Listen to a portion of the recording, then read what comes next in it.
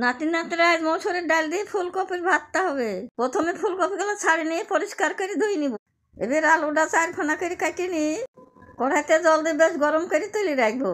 তারপর মসুরের ডালের মধ্যে জল দিয়ে পরিষ্কার করে ধুয়ে নিয়ে কড়াইতে দিয়ে কাটা আলু, ফুলকপি, টমেটো কুচি দিয়ে লবণ, হলুদ, গোটা কাঁচা লঙ্কা, সরষের তেল দিয়ে ভালো করে মাখিয়ে নিয়ে আমি এই বাটিটা 2 বাটি জল দিয়ে ঢাকা দিয়ে সিদ্ধ করতে দেবো।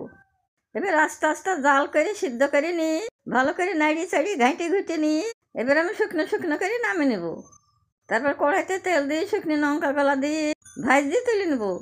ওই তেলের মধ্যে পেঁয়াজ কুচি, রসুন দিয়ে ভালো করে ভাজিয়ে তুলে নিয়ে এবারে ভাজা লঙ্কার পরে সামান্য লবণ দিয়ে ভাজা পেঁয়াজ রসুন দিয়ে বেশ করে মাখি এই ভর্তাটা দিয়ে বেশ খানিক তেল দিই, একটু ধনিয়ার পাতা কুচি দিয়ে ভালো করে মাখিয়ে নিই।